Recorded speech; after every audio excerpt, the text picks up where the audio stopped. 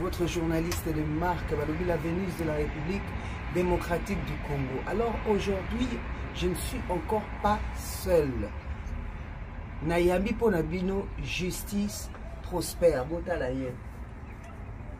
N'a opposé moi ma question pour énormément de changements et quotidien depuis Boyokaki moi quelques faits et les kaki na internet. Toké Bongo Koyamba, justice prospère, bonjour. Bonjour. Comment ça va? Ça va très bien, Matouchako. On parle en français ou lingala? En français, moi ça me va. Bon, disons que l'émission sera en bilingue, français et lingala. Donc on va un peu briefer avec justice prospère. Comment ça va depuis quelques effets qui se sont passés à l'internet par rapport à votre sujet? Ça va beaucoup. Dieu me restaure.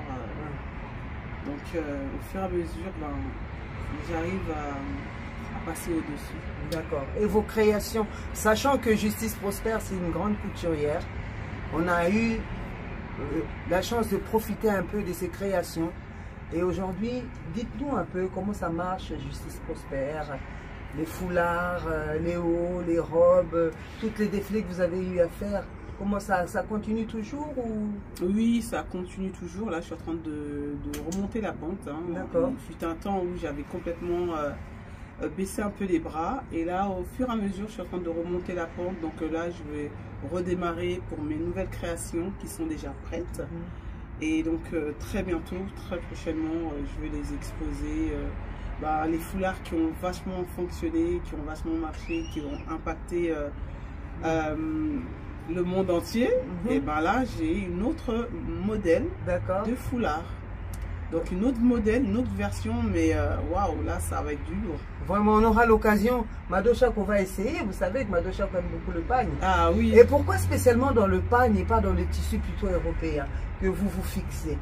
Au départ c'était que du wax pour montrer un peu ce côté très africain et tout ça. Et après avec le temps je dis bon il n'y a pas que les Africains qui vont profiter de ça.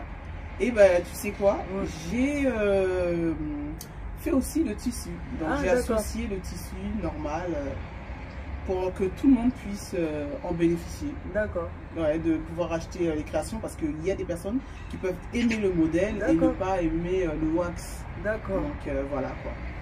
Alors, c'est pas la première fois que nous accueillerons Madame Justice Prospère dans nos émissions.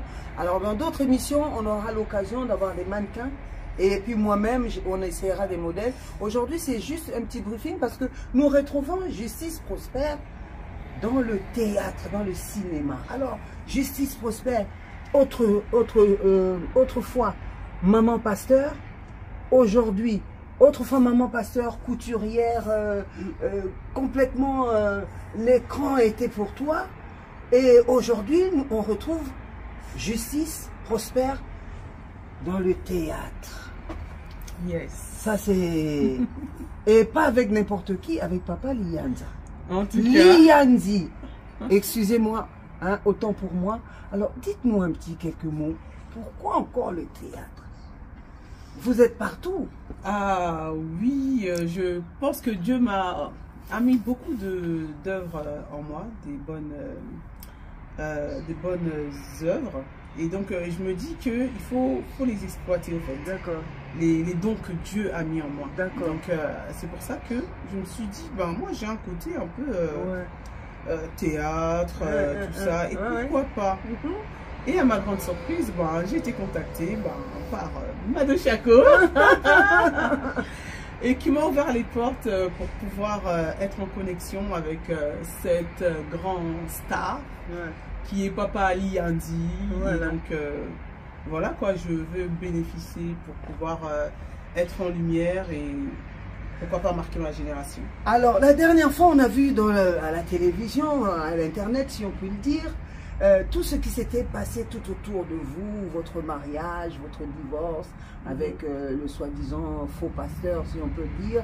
Et on a vu que tous les mamans de l'internet ont pris la chose, énormément de gens en ont parlé, et tout d'un coup, Manuela Kitoko qui prend la chose et tout s'arrête. Est-ce que tu peux nous expliquer? Quel impact elle a eu, cette femme, par rapport à toi, pour taire les mœurs? Ouais, c'est vrai que c'est très lourd ce qui s'est passé. Voilà. Après, les gens, ils aiment bien juger maintenant. Dieu m'a donné vraiment de la force pour pouvoir être au-delà de ça, parce que j'ai compris en réalité les cœurs de certaines personnes. Mais Manuela Kitoko, de elle-même, elle m'a contacté. De elle-même, elle a entendu l'histoire. Elle a vu comment ça a bougé les réseaux sociaux. Et donc, et c'est de là que je me suis nommée Bombe Hiroshima. Ben on allait venir à cette question. Pourquoi Bombe Hiroshima? Ouais. Pourquoi Bombe Hiroshima? Parce que c'est une femme qui a vécu tellement de choses, qui a explosé. Et donc, le fait que j'ai explosé, ça fait une bombe. Et donc, pour dire aussi que la femme, elle peut être très gentille, elle peut être très adorable, mais à un moment donné, quand il s'agit de pouvoir blaguer avec son cœur, elle explose. Beaucoup de personnes ont dit que cette femme traverse des moments difficiles. Peut-être est-ce la dépression? Qu'est-ce que vous pouvez répondre par rapport à cette question? Ça me fait rire parce que pour moi, je trouve que c'était pas du tout de la dépression. Après, bon, c'est vrai que la dépression peut sortir aussi sur plusieurs formes. Pour d'autres, ça peut être la dépression, mais pour moi, non, c'était pas une dépression. C'était une ras-le-bol, au fait. J'en avais marre. J'en avais vraiment marre de tous ces ragots, de toutes ces personnes dans les réseaux sociaux, qui ne connaissent pas mon histoire et qui vont fonder, qui vont raconter des n'importe quoi.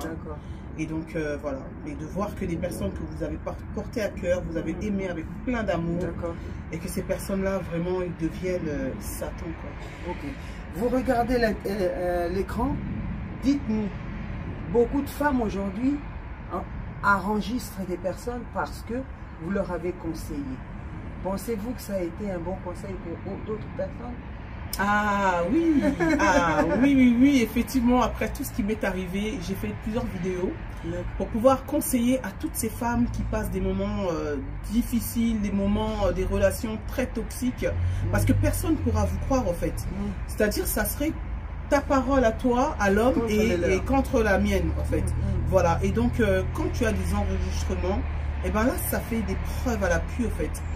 Moi, c'est grâce à mes enregistrements que le monde entier m'ont donné raison. Que vraiment, les gens ont vu que non, effectivement, elle ne mentait pas. Parce qu'il y avait des enregistrements qui avaient des preuves à l'appui. Et c'est pour ça que j'encourage toutes les femmes qui passent des moments très difficiles dans leur vie maritale ou avec un petit copain, fiancé. Vraiment, quand vous voyez que ça devient chaud et que la personne se montre agneau aux yeux de gens, alors qu'en réalité, c'est un loup ravisseur, et ben, les enregistrements et les vidéos font preuve de... Action.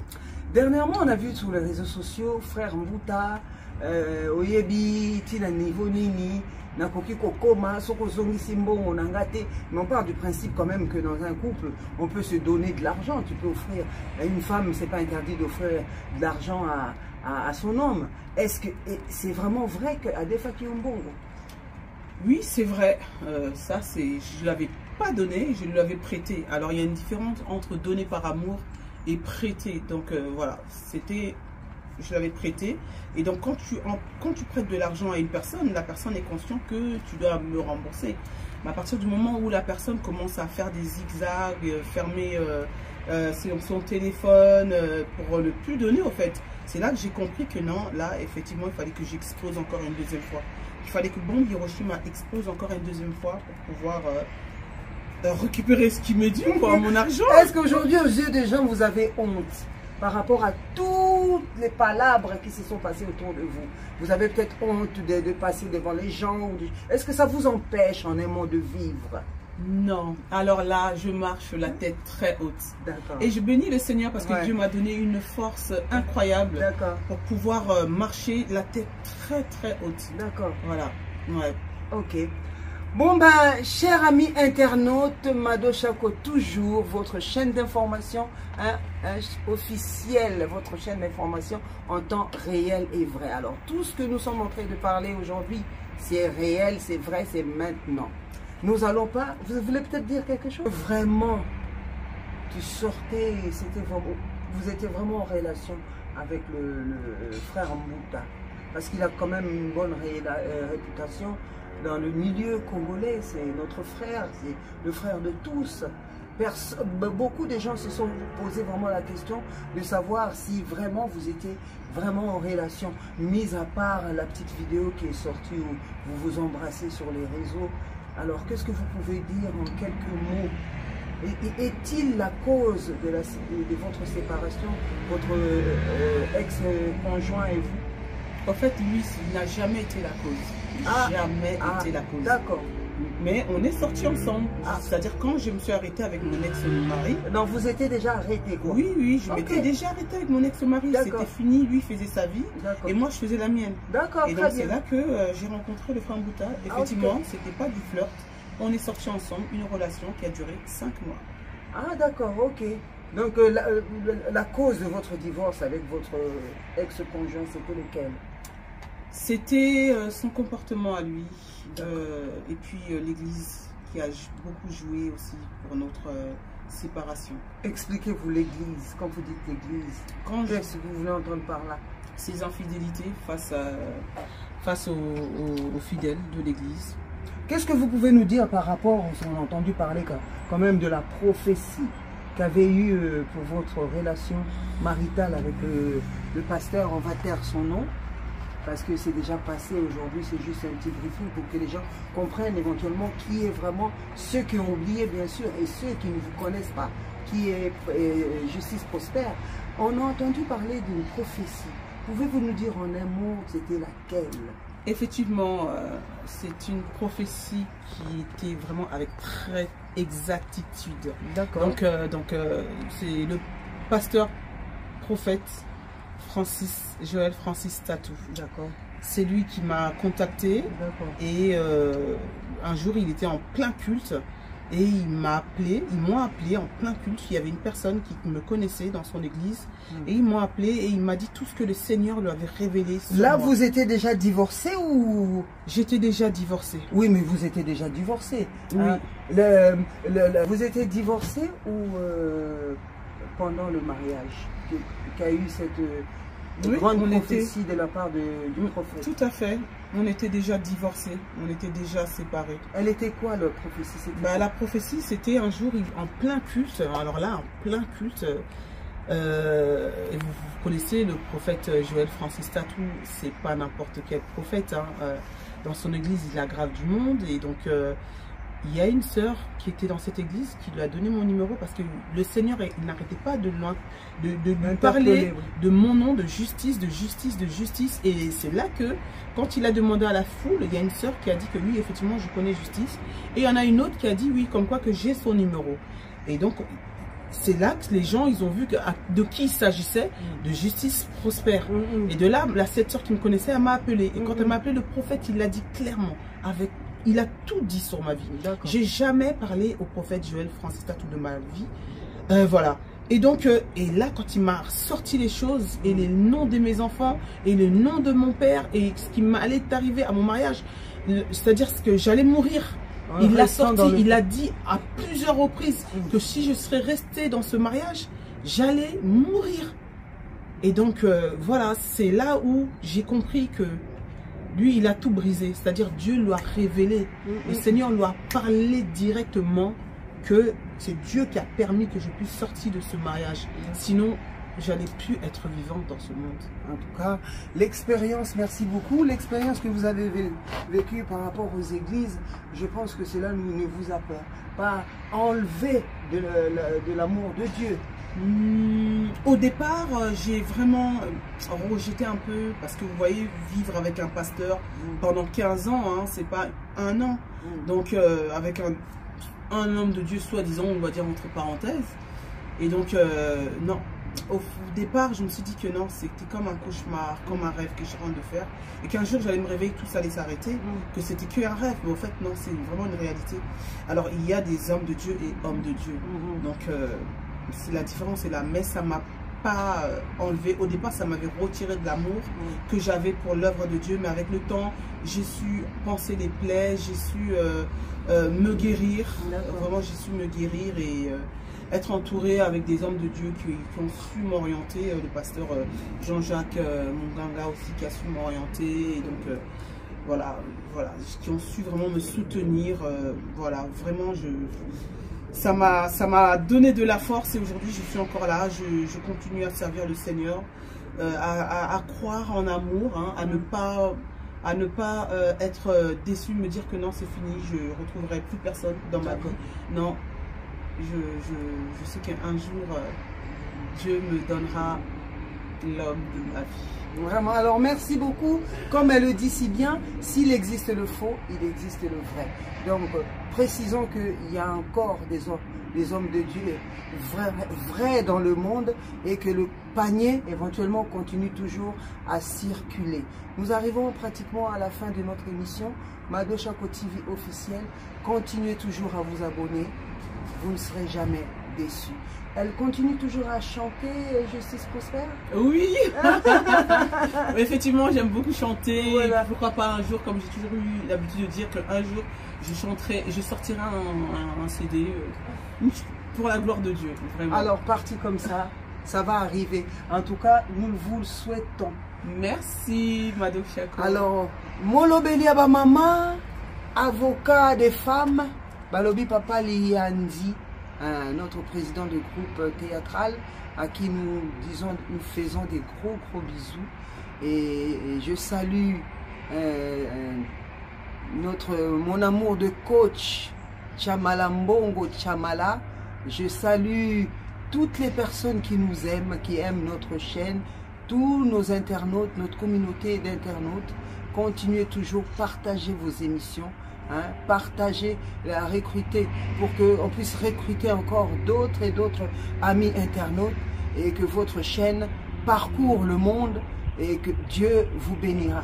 Alors nous arrivons à la fin de l'émission. Avez-vous une dernière quelque chose à dire, vous voulez dire quelque chose, ou saluer peut-être des gens que vous connaissez? Ouais, je salue toutes les personnes qui m'aiment avec un cœur plein d'amour. D'accord. En tout cas, toutes ces personnes-là, je les salue. Et donc, et ceux qui m'aiment pas, ben... on les salue quand même aussi. On va les saluer quand même. On vous salue quand même. Vraiment. Et puis, très prochainement, ben, pourquoi pas repasser dans votre émission pour vous montrer mes créations, et que vous puissiez les porter. Voilà. Ça me fera un grand plaisir. Il n'y a pas de souci. Ça sera avec plaisir qu'on va vous accueillir. Mado Chako accueille tout le monde. Si vous voulez passer dans nos émissions, vous êtes les bienvenus. 06 41 55 16 37. Wayamo première dame.